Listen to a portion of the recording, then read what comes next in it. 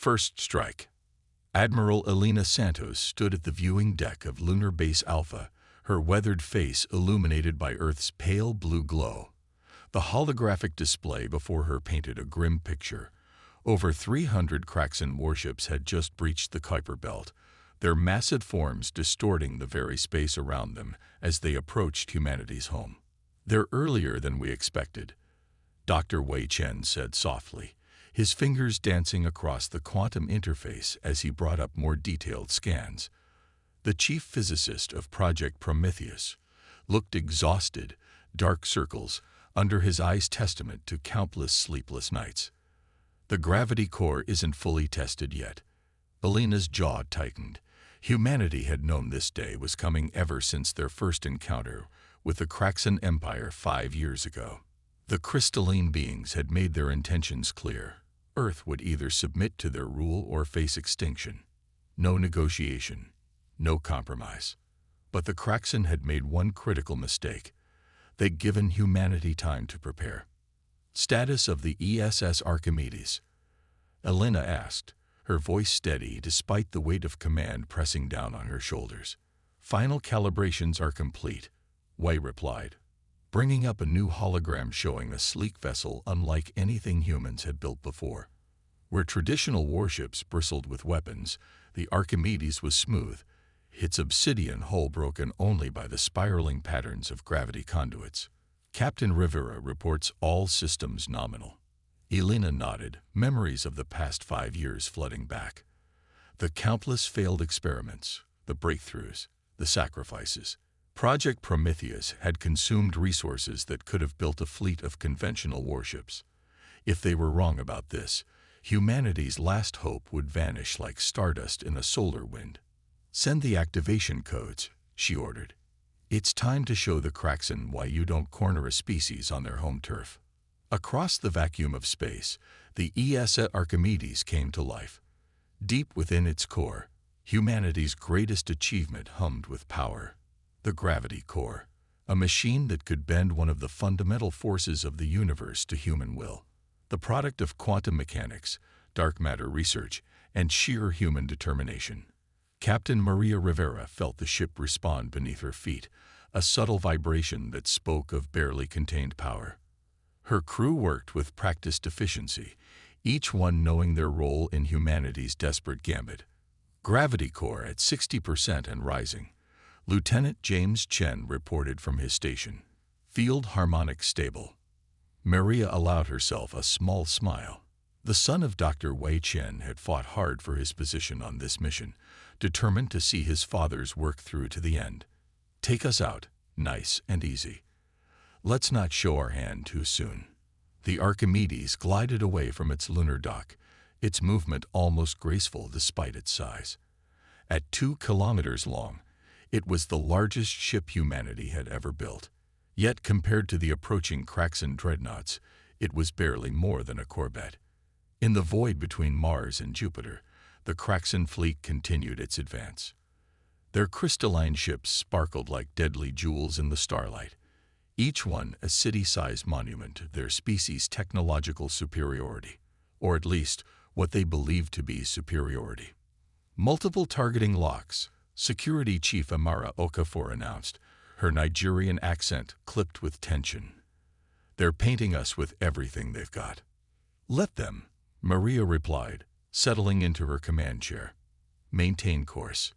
Dr. Chen, begin gravity field initialization." The Kraxan fleet's approach slowed as they detected the lone human vessel. Their previous encounters with Earth ships had taught them to be cautious. Humans had an annoying tendency to surprise them with innovative tactics. But one ship against their armada. Even human unpredictability had its limits. A transmission cut through space, the crystalline tones of the Kraxan language translated into harsh English. "Human vessel, your resistance is noted but futile. Submit to honor scanning or be destroyed." Maria exchanged glances with her bridge crew. Honor scanning. The Kraxan euphemism for the process that would determine if humanity deserved to exist as a slave race or faced extinction.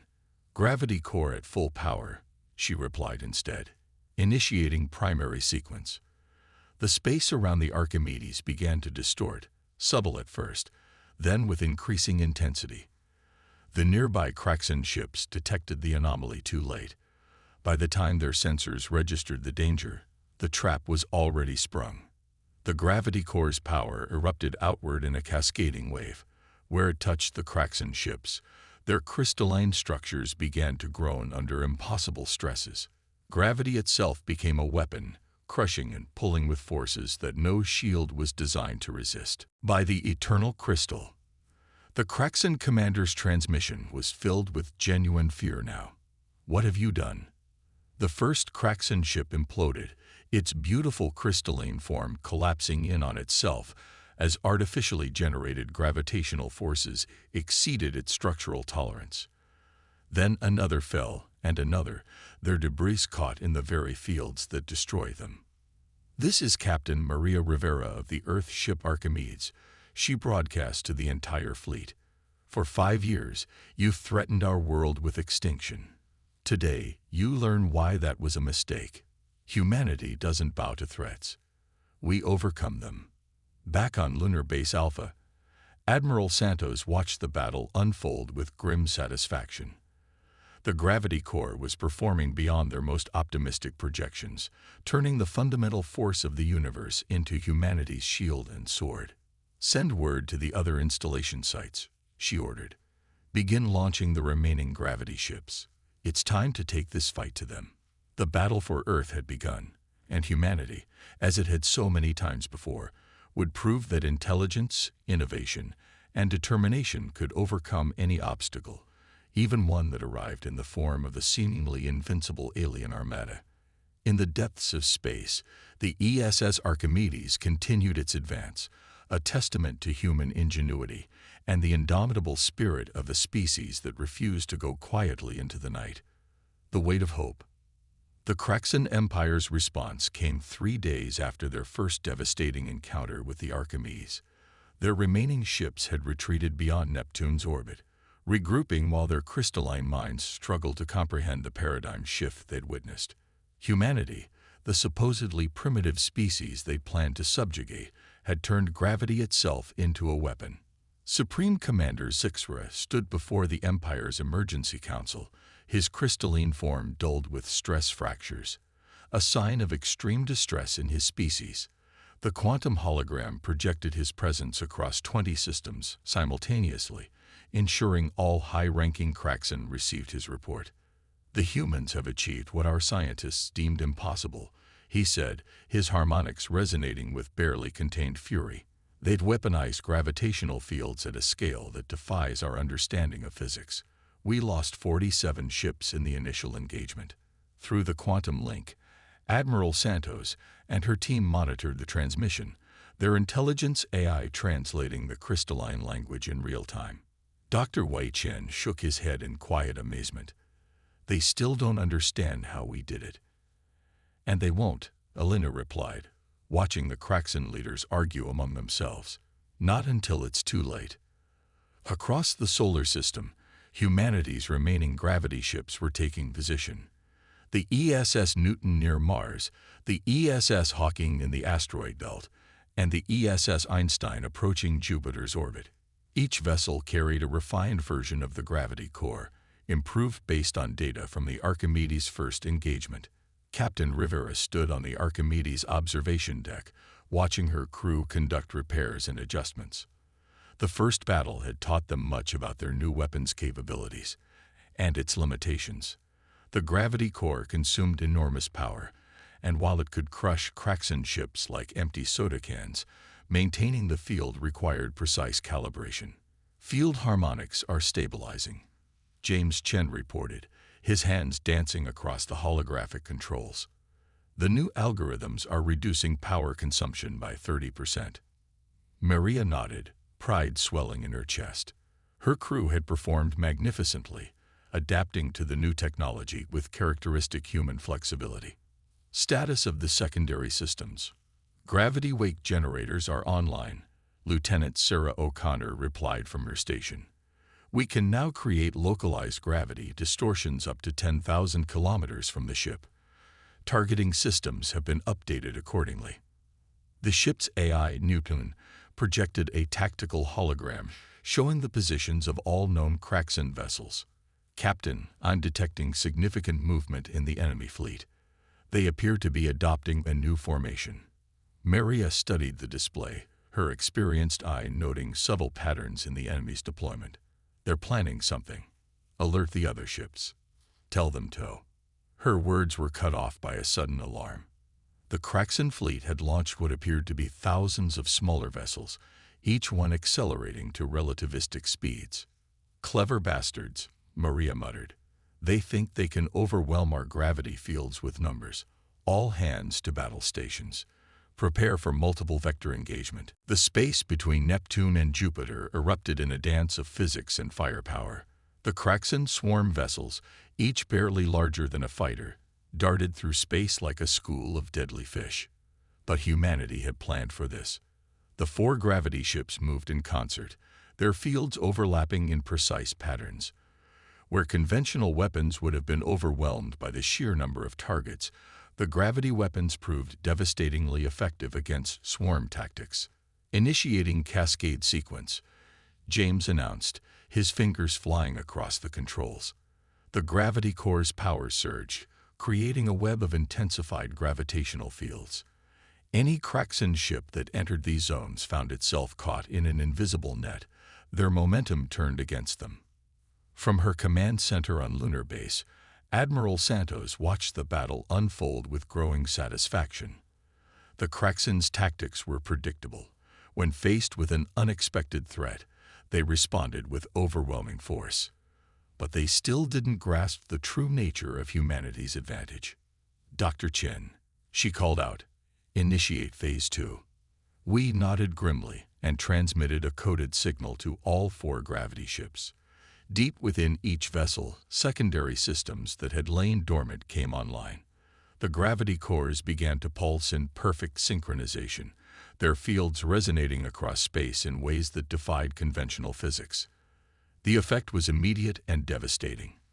The overlapping gravity fields created a cascade of spatial distortions, turning vast swaths of space into a deadly maze. Kraxan ships found their crystalline hulls subjected to forces that twisted space itself, their advanced shields useless against the fundamental force of nature that humanity had harnessed. By the first crystal, Supreme Commander Zixra's transmission cut through the chaos.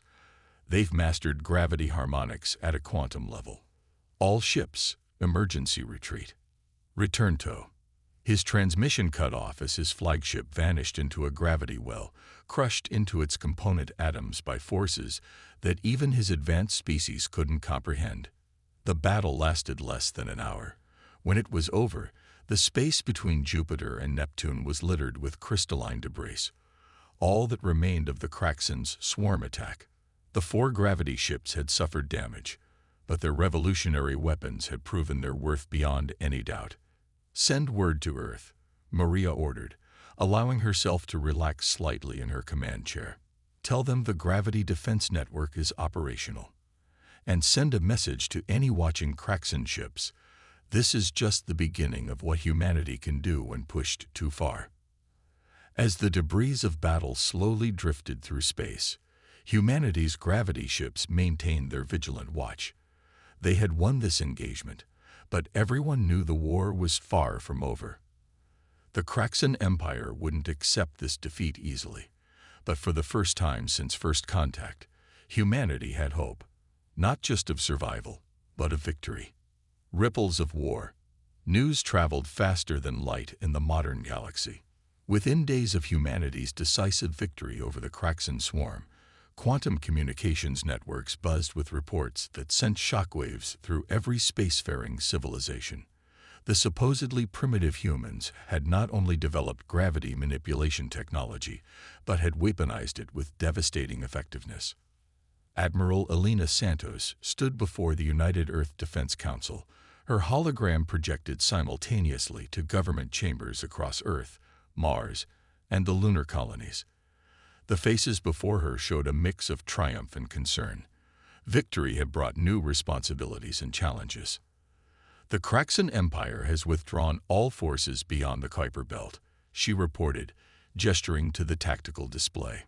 But our long-range sensors detect massive fleet movements throughout their territory. They're mobilizing everything they have. "Let them come," General Ibrahim Khalil declared from his chambers in Mars Command. "Our gravity ship production is accelerating. Within 3 months, we'll have 12 more vessels operational." Dr. Wei Chen cleared his throat softly, drawing attention. "There's something else you need to see." He brought up a new hologram showing strange energy signatures near the edge of human space.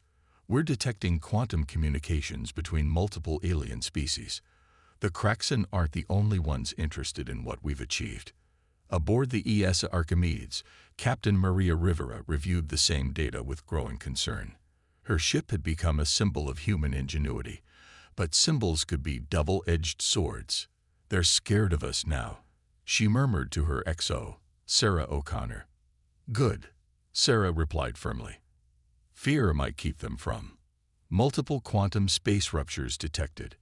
Lieutenant Chen's voice cut through the ship's comm system. "Unknown configurations. They're not Kraxan." The void erupted with swirling vortexes as ships of unfamiliar design emerged from quantum space. Their hulls seemed to shift and flow like liquid metal, defying conventional physics almost as much as humanity's gravity weapons. "This is Ambassador Zira of the Meridian Collective," a melodious voice transmitted on all frequencies. "We come seeking dialogue with the gravity wielders." Maria exchanged glances with her bridge crew. The Meridian Collective, one of the oldest known civilizations in the galaxy, but one that had always remained neutral in conflicts between younger species. Their presence here was unprecedented. "Meridian vessels holding position at 1 million kilometers, James reported. "No weapons activated, but their quantum shields are unlike anything in our database." "Open a channel," Maria ordered, straightening in her command chair. "This is Captain Rivera of the ESS Archimedes. We acknowledge your request for dialogue." The hologram that appeared showed a beam of pure energy contained within an ornate crystalline matrix, a meridian in their environmental shell. "Captain, your species has achieved something remarkable, something that changes everything." Back on Earth, Admiral Santos and the Defense Council watched the exchange with intense interest. The Meridian Collective's intervention could reshape the entire conflict. The balance of power in this sector has been maintained through careful manipulation of technological advancement, Ambassador Zira continued. The Kraxan Empire's aggression was tolerated because it served as a check against other potentially dangerous species. But now humanity has demonstrated that technological superiority isn't everything, Maria finished. That innovation and determination can overcome any advantage. Indeed, the ambassador's energy form pulsed with what might have been amusement. The Kraxan Empire has already petitioned the collective for access to gravity manipulation technology. We declined. Their response was unfortunate. New tactical displays appeared, showing massive battles erupting across Kraxan space. Other species, long suppressed by the Crystalline Empire's technological superiority, were rising up. The Kraxans' inability to counter human gravity weapons had shattered their aura of invincibility. "They're attacking their own client states," Sarah whispered, watching the chaos unfold. "Trying to maintain control through brute force. A futile effort," Ambassador Zira observed. "The paradigm has shifted. But this creates a new problem, one that concerns us greatly. Humanity now possesses the most advanced gravity manipulation technology in known space. The question becomes, what will you do with this power?" Maria was about to respond when new alarms blared. James's hands flew across his console. Multiple quantum space ruptures, Kraxan signatures, massive fleet incoming. There, oh God. The tactical display lit up with hundreds, then thousands of signals. The Kraxan Empire had committed their entire remaining fleet to one desperate assault. Leading them was a ship that dwarfed even their largest previous vessels, a last-ditch superweapon that pulsed with ominous energy. "So," Ambassador Zira's voice held a note of sadness, They chose extinction over adaptation. Captain Rivera, humanity's response to this attack will determine your species' place in the galaxy. Choose wisely. As the massive Kraxan fleet approached, Maria felt the weight of that choice pressing down on her. Humanity had the power to end this decisively, but at what cost? The gravity weapons could tear the Kraxan fleet apart, but such a display of power might terrify the galaxy's other species into uniting against Earth. All gravity ships, battle formations, she ordered, her mind racing through options. But hold position. Let's show the galaxy that humanity knows the difference between power and wisdom. Event Horizon. The void between Neptune and Uranus became a canvas of light and energy as the massive Kraxan fleet dropped out of quantum space. At its heart, their new superweapon pulsed with an otherworldly glow, a crystalline construct larger than Earth's moon. The 4 human gravity ships seemed impossibly small in comparison, but size had long since ceased to be the determining factor in this war. Analysis of the Kraxan superweapon complete, Nivutuan reported, its artificial voice tinged with concern. They've created a quantum crystalline matrix designed to absorb and redirect gravitational forces. They mean to turn our own weapon against us. Captain Rivera's mind raced through the implications.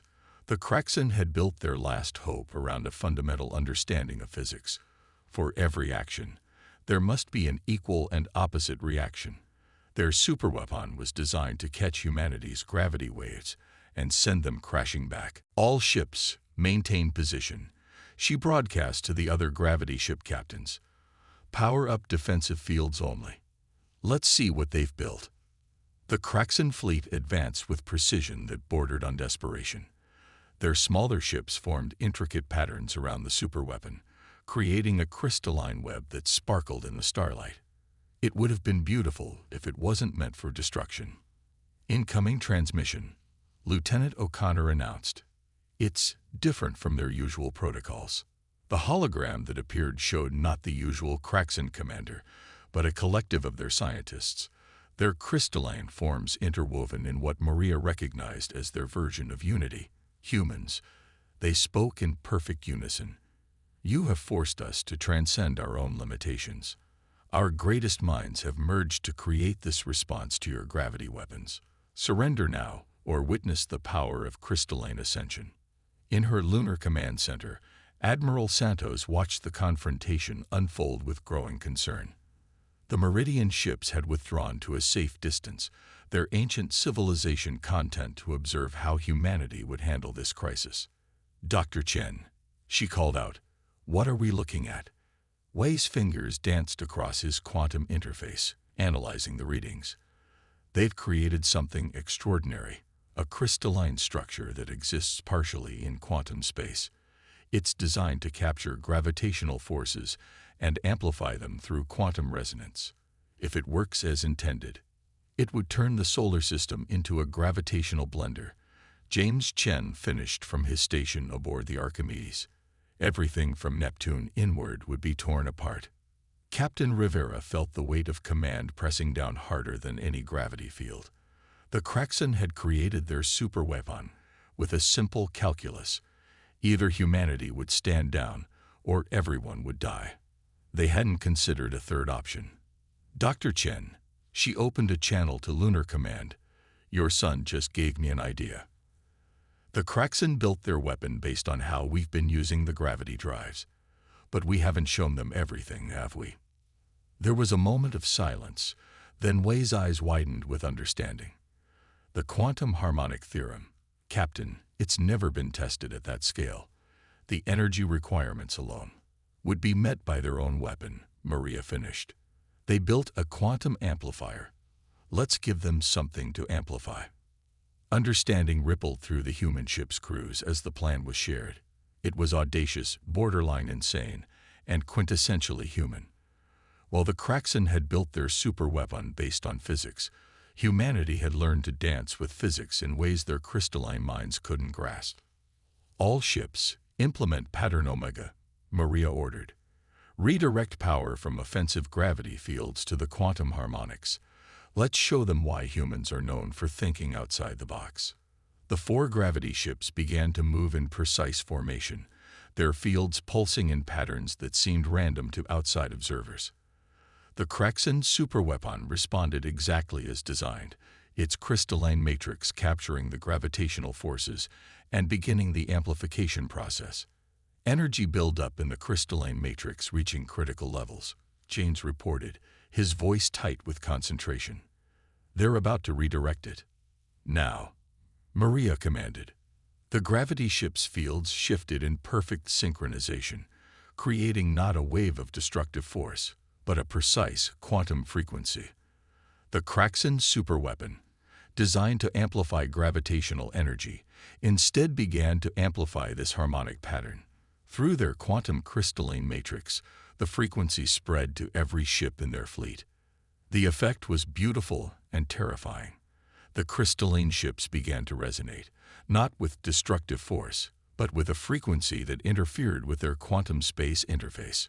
One by one, they began to phase shift, their matter caught between normal space and quantum dimensions. By the first crystal, the Kraxan scientists broadcast, their unified voice fracturing with disbelief. "What have you done?" "We did what humans always do," Maria replied calmly. "We found another way. Your ships aren't being destroyed. They're being phase-shifted into a quantum pocket dimension. One where you can't harm anyone, but where you can observe and learn." The massive Kraxan fleet seemed to fade like a mirage, their ships becoming translucent as they slipped between dimensions. Their superweapon, still amplifying the quantum frequency, became the anchor point for their new prison, a crystalline monument to the folly of underestimating humanity's creativity. Admiral Santos watched the sensor readings with a mix of awe and pride. They had won not by destroying their enemy, but by containing them in a way that offered hope for future understanding. It was a victory worthy of a species that had evolved beyond mere survival. New Dawn.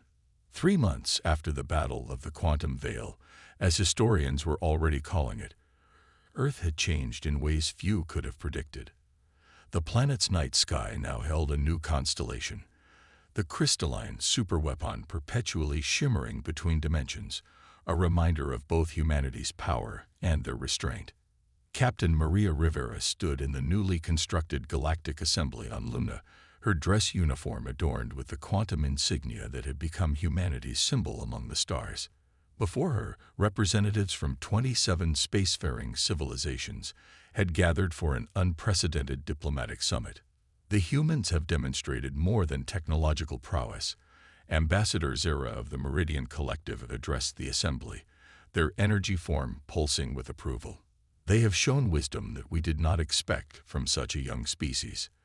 When given the power to destroy their enemies, they chose instead to contain and preserve."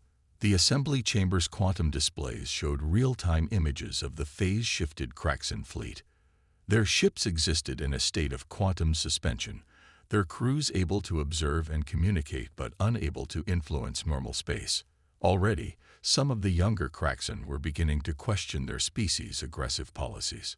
Dr. Wei Chen approached the central podium, his quantum interface projecting complex equations into the air. "The gravity manipulation technology that we developed has applications far beyond warfare. Already, we're exploring ways to use it for faster-than-light travel, planetary terraforming, and clean energy production. And you would share this technology?" A representative of the Helios Confederation asked, their plasma-based form flickering with interest. "Under appropriate safeguards, yes," Admiral Santos replied, stepping forward. "Humanity has learned through hard experience that technological superiority doesn't guarantee wisdom. We propose establishing a galactic scientific council where all species can contribute their knowledge for the benefit of all." James Chen, newly promoted to commander of the ESS Einstein, watched from his ship in high orbit as the assembly debated humanity's proposal. The quantum sensors he'd helped develop were detecting subtle changes in the phase-shifted Kraxan fleet, signs that their crystalline technology was adapting to their new state of existence. "They're evolving," he reported to Captain Rivera through their secure channel. The quantum pocket dimension is changing them in ways we didn't anticipate. Some of their ships are developing new crystalline patterns that suggest higher dimensional thinking. Maria nodded, unsurprised. Perhaps that was the true purpose of our victory, not to defeat them, but to force them to grow beyond their limitations, just as they forced us to grow beyond ours. In the months that followed, humanity's role in the galaxy underwent a fundamental shift. The gravity ships, once weapons of last resort, were transformed into vessels of exploration and scientific discovery. The ESS Archimedes led missions into previously unreachable regions of space, its gravity drive technology allowing it to navigate phenomena that had once been impassable barriers. The Kraxen, through their quantum suspension, began a cultural transformation that fascinated xenoanthropologists. Their crystalline minds, forced to exist partially in quantum space, developed new perspectives on existence itself. Some even began requesting dialogue with human scientists, eager to understand the species that had not only defeated them, but had done so while preserving their potential for growth. Admiral Santos found herself spending more time in the lunar observatory, watching Earth's blue marble against the backdrop of a galaxy that no longer seemed quite so hostile. "We did it differently than anyone expected," she mused to Dr. Chen during one of their regular meetings, "including ourselves." "That's what makes humans special," Wei replied, his eyes on the quantum displays showing ships from a dozen species working together at the new Galactic Scientific Council facility. "We never stop surprising ourselves. Every limitation becomes a challenge, every obstacle an opportunity to innovate." The gravity technology that had saved humanity from extinction was already being surpassed by new discoveries, the result of collaboration between species that had once viewed each other with suspicion or hostility. The quantum harmonics that had ended the war were being studied by Meridian scientists, who saw in them echoes of the universe's fundamental nature. Captain Rivera's final log entry aboard the Archimedes, before the legendary ship was retired to become a museum of human innovation, summed up the transformation. "We faced extinction and found not just survival, but transcendence, not through overwhelming force or technological superiority, but through the uniquely human ability to see possibilities where others see only problems." The gravity weapons that saved us were never about destruction. They were about potential. The potential to reshape not just space and time, but the very way different species interact with each other. In the end, we didn't just save humanity. We helped birth a new era of galactic cooperation. And perhaps that was the greatest victory of all, proving that even in our darkest hour, humans could find a way to light the path forward for everyone. The quantum stars shimmered overhead, their light reaching Earth through space that humans had learned to bend, but never break. Among them, the crystalline constellation of the phase-shifted Kraxen fleet served as a constant reminder. In the vast expanse of space, the greatest power wasn't the ability to destroy or dominate, but the wisdom to find another way. Humanity had reached for the stars and found not just their place among them, but their role in shaping the galaxy's future. It was a future built not on fear or force, but on the endless human capacity for innovation, adaptation, and hope.